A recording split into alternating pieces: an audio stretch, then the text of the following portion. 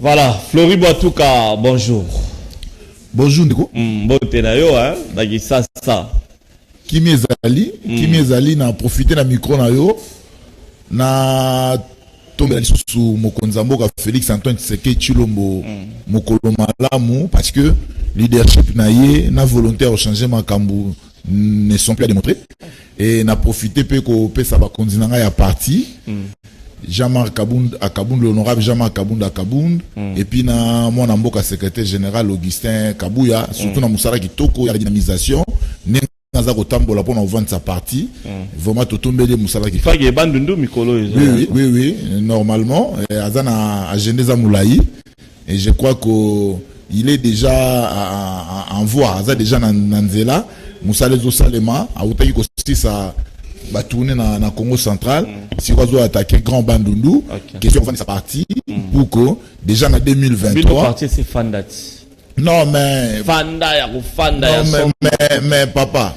Limbisangai, Omoni nani Primis. Mais la biche de Kokola n'a qui de côté de la prémisse, mais publicité c'est la hâte. Alors ça la publicité, ça dit que na minute oyo parti à zappé na posa ya bao bazala gite na bitumba. Parce que oyebi na bitumba mingi bazali ko banga, mais maintenant on est au pouvoir, tozo benga bango baya et bao bazala gite baya, ba pe balemba ki batelema et pour que musala équipe un pouvoir jusque là. En tout cas, un peu compliqué, hein. Catastrophe naturelle, problème par-ci, par-là. Flori Boatouka, comment tu définis ces pouvoirs? Non, en fait, pouvoir, ils ont mabé mingité. Pouvoir, ils ont mabé mingité. Ils ont fait une catastrophe naturelle. Ils ont fait mais awa na linko pesa moi particularité o ezosala ke batu musuba kanisa ke pouvoir ya faux particularité zali ke tant Mokonzamboka Félix Tshisekedi a koti accompagne que fallait repesa congolais maloba accompagne que fallait qu'on rende mutu libre parce que sur un programme lorsqu'il parle de l'éducation lorsqu'il parle de l'homme t'as même na ba sortie na yi il comprend que l'homme il faut utiliser capital humain. Il faut mettre l'homme au centre de l'action. Or, Mokonzamboka Félix Antoine Tshisekedi Tshilombo, Aza considéré congolais, moto-congolais, na centre d'action. Or, pour nous dans la centre d'action, il faut que tu libre, il faut que tu à s'exprimer. Yango moni ba ndeko musu ba comprendre il pense que il faut toujours que la moi méthode dans ya kala soko lubi ba maboko mutu moko abimi yo nani na relaxa yo en fait moko ya sunengo wana te congolais za libre ya roloba congolais za libre ya s'exprimer parce que lorsque déjà l'homme est au centre de l'action yango des autres permettre to yeba comment batu bazali nini po pesa batu pour une satisfaction meilleure. OK, dimanche na daiki côté na yo kuna na nzela maiwana mbita pompage ba côté tout wana na Ngalema. Mais Vanzela Penda a vu la Kinshasa c'est pas si mingi. Non, la lumière je pense que ça trop na politique, ça fait sociaux politique et lingoloba boy. Politique et lingoloba et chercher le bien-être. On travaille pour le bien-être il y a congolais.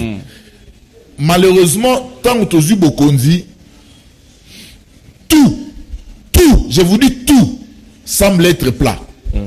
Parce que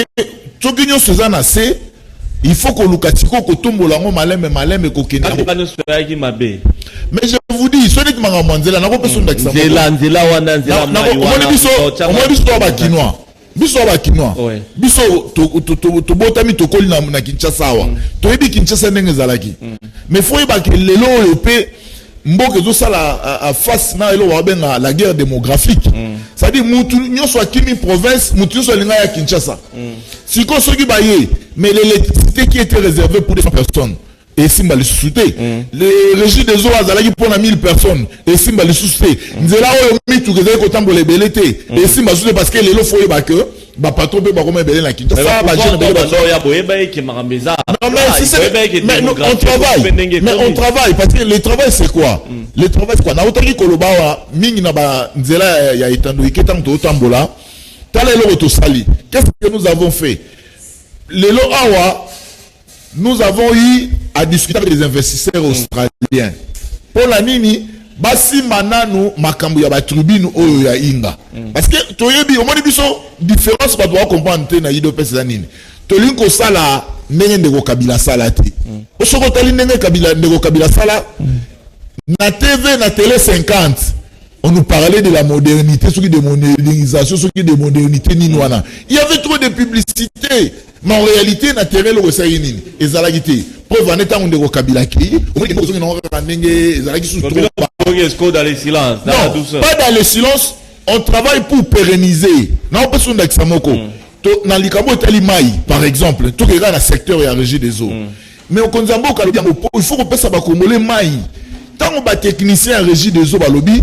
Pour tout ça, technicien congolais maï, il faut tout ton usine ya captage ya sika. Usine à captage, ça dit que il faut tout rappeler à Wake. Oui. Neti na Kinshasa, au moins la usine à captage zaka o tout zaka na njili.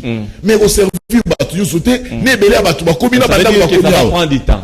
Mais effectivement, mais baba na déjà on a moni na zela ma ya ngomoni ozo ba wanzala.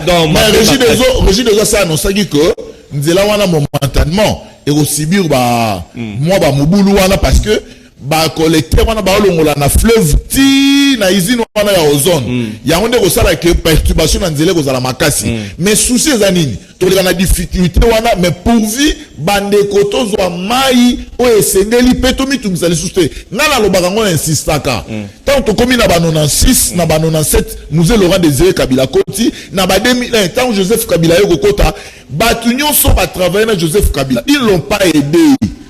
Kinshasa doit avoir des stages té. Kinshasa doit avoir la première maïté.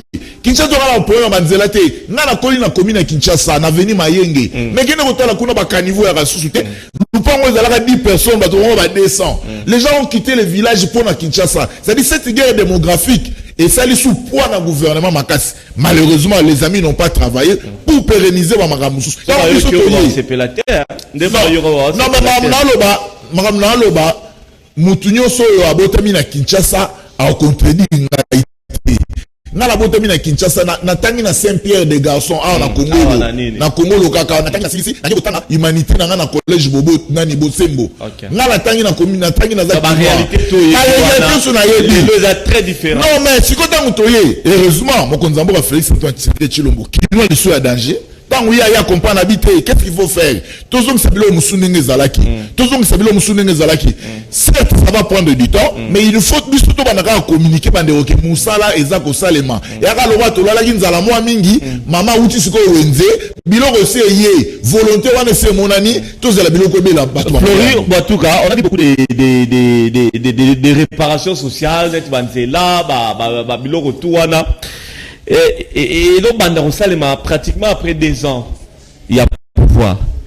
Or, gouverner, c'est prévoir. En venant au pouvoir, tous ces paramètres, tout est que ceux qui ont eu pouvoir, il faut tout ça, c'est pratiquement 2 ans de perdu. Après, les autres, mais oui, lorsque les gens disent que gouverner, c'est prévoir. Oui, c'est là où il est. Non, gouverner, c'est pouvoir. Il faut comprendre que l'UDPS a tiré la gouverneté. Toujours pouvoir en 2019. Tobandi, Mokonzambo a prêté serment le 24 janvier 2019. Tobandi pouvoir à coalition. Nazo Ebisayo Makambo, Soba Tobaloba, on te Nazo Ebisayo. Mokonzambo ne gère pas les pays. Les pays est géré par le premier ministre. Tant qu'on côté un conseil des ministres, basu ba décision. Les gouvernements c'est une structure collégiale. Toujours ba décision. Si le premier ministre n'a pas ba décision, nous soutient na mesa na yé. Abani soko ko sala nini, kopona. Abi tout ça la oyo, tout ça la oyo, tout ça la oyo. Mais curieusement 2 ans autour zalaki na FCC cash. Mais vieille Ilunga, avec ça bouloté. Il a fallu Néhémie Abenga, il a fallu Shadari Abenga, il a fallu Nani Vienanga Nani Obemina Abenga, il a fallu Vieux Lumano Abenga, mais parle pas clairement. Parce que l'imbissanga n'a expliqué ba Congolais ba Holandanga. Ba Abenga ba expliqué clairement, bo soro saliango. Ngenga Tshisekedi. Bo soro saliango sikoyo, ngenga Tshisekedi. Na pas exemple moko. Veilunga ilukama na ministre EPST Willy Bakonga ou azana kacho. Na prison ou kacho? Azana prison. Très bien. Batali état des lieux et la gratuité de l'enseignement. ndeko journaliste omoni gratuité de l'enseignement wana ezali mama na affaire ya blagité d'ailleurs kutu ngai mikolo nyonso na équipe na biso tozolinga tobunda to benga ba congolais belé ba comprendre que makambo gratuité de l'enseignement faut que ça on a conscience collective parce que mboko eza na batu baza formé makambo ba guerre na boyo kangote mboko eza na batu baza formé yebisa déjà soko 18 ans à Kabila par exemple de journaliste soko 18 ans à Kabila au monde que plus de 4 millions, plus de 5 à 10 millions d'enfants bazaki na bandako. Mais bana wana bazaki na 6 ans, parce que bango 18 ans, bana ba 25 ans, bana ba 28 ans, 30 ans. Bango na plus manipuler les lois na ba politiciens. Aux hommes un problème zali, tant ba continue à pouvoir veiller lunga ba décider la pression à chef de l'état babino, le roi te chama moi gratuité pour nous tous en faut motiver na ba enseignants. To kuti 93 000 enseignants non payés, ba fouti bango. Bazali na 140 000 mokonzambo atanga ya komisi bango na 300 je crois 45 000 sikoyo to kuti na makambo ya ba NU mais NU azamuto azotangisa mais afuta makate nouvelle unité azofuta mate yo c'est gratuit mais il faut NU wana salani on peut essayer bon motivation par parents exacté oui ba ko musala le trésor public n'a pas l'argent mais papa Nzembo wala tolembaki yango, mais trésor public n'a pas l'argent dans l'entretemps. Directeur à Sokopé, je vous dis, directeur à Sokopé, ils ont plus de 20 à 30 millions de francs congolais à motivation. Dans l'entretemps, secrétaire général OAEPST, Obaude ko suspendre pas yana ni ministre Tony Mwaba, na ho na zo pesa sous félicitations makasi na musala yenango, mais yemoko azalaki ancien directeur à Sokopé. Balongole ba commissaire secrétaire général. Papa, comment est-ce que la Sokopé? Il bénéficie plus de 30 millions de francs congolais et puis avec le secrétaire général. Dans cette histoire-là, ils ont bloqué, Mais ça bloque la volonté à Mokonzamboka. Si il y a un émission que Ezaba a raison au chef Fatemi Atalabité, Bissoto yé pour te servir au peuple. UDPS, ils ont parti à peuple. Tu as dit pour te servir au peuple. Nali Oyo et Simbate. Mais Jabande Rozagini, il aura simple. Tu bloqué. Pourtant, tu as en 2023, tu as une campagne de diabolisation. Tant qu'on tourne une élection, bah toi le banine, à Zuité, Kabila fois ça il faut zong. Mais Congolais bagui vigilant, nous les avons empêchés parce que les loyaux des journalistes il faut qu'on marque, ce qu'on veut le Tshisekedi a échoué. Ndenge na yoga batumso ba Tshisekedi a échoué, ce qui Tshisekedi a échoué, papa ngano tozwani. Tshisekedi a okota na anal ya mboko akoma 5e président. Ba opese ba avantage nous sur l'ancien chef de l'état sanini, azanango. Mais ngana yo tozwani. Nous devons soutenir le président Félix. Ensuite, il y a Félix et les abonnés à Congolais. Très bien. Nous avons entendu parler de plus ou moins 500 jeunes Oyo Baza Kokota na structure Moko avec les conseillers à chef de l'État en matière de changement de mentalité pour un embouteillage. Yo yambi message non, mais vous savez, il y a un embouteillage. Non. Il y a un lobby, n'a profité à Ndegonangaï. Tout ça va tout tourner classe. Na classe va tirer autant que c'est biso opposition na majorité. Na classe va tangi c'est biso ka cause wa mayele o que nous servir mboka na yo. Na secteur yo sa nini yo zali. Parce que même atayo ndenge ya ka awa. C'est pas parce que tu as des millions. Mais ça va volonté que non yo ki ko luka information. Ma musuko kembi pose information. Mais pour vivre congolais wa rolando tongo azala informer. C'est pas parce que c'est cette volonté. Ngai na banza d'ailleurs kutu na profiter pour n'appeler ça le pasteur Kangudia. Bah félicitations déjà la initiative voilà. Ah c'est le conseiller. Oui. Et puis na mona écoute net ça banya na moi en retard. Parce que moi je me disais non, je me disais que non, c'est tout à fait normal. Naza ko justifier par retard wana c'est vrai on dit en retard et en retard mais ça se justifie. Na sens que toi na moi bitumba.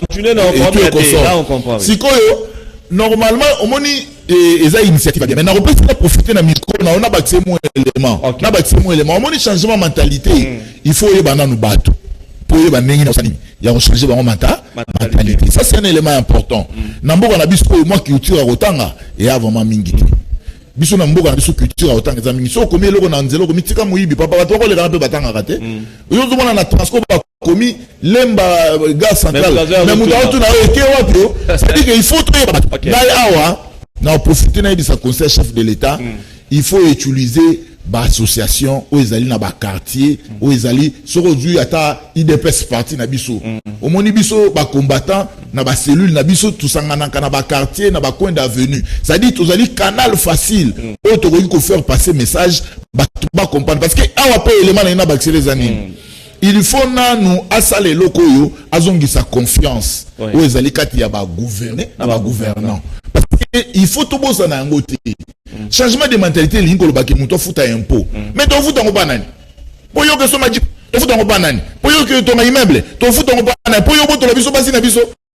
C'est ça. Ça dit qu'à travailler dans le sens que azongi sa confiance wana congolais. C'est lui qui a la charge à travailler pendant que ça va. Non mais écoutez, lorsque vous toujours un changement de mentalité, changement de mentalité no banine. Lorsque mutu déjà komi ko boya ko futa impôt.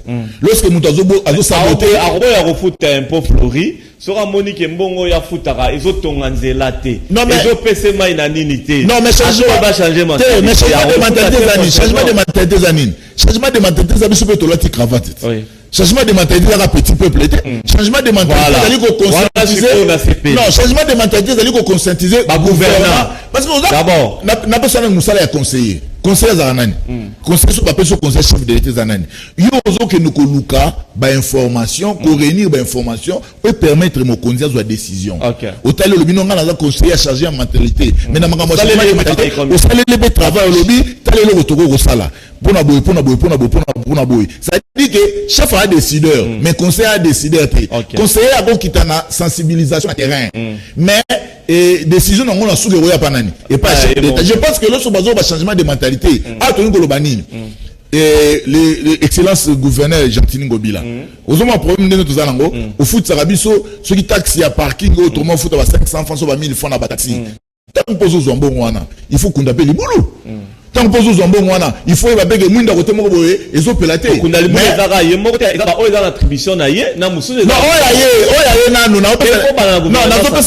mais na limpe ko la salité parce que ah bozomo na projet il y a éclairage public ou eza ko salema au d'ici là et aussi là na ba belé asi atangaki musa les salema. Na cadre ya question changement de mentalité ngai yo ministre président de la République, nous sommes faut changer ma mentalité. C'est-à-dire, abunda confiance wana ezonga à sa petit peuple. Il est bien. Ah, Zolette va gêner à IDPS, sensation mongo, azupe à PPRD, azupe à effectivement. OK. PPRD baba. Merci le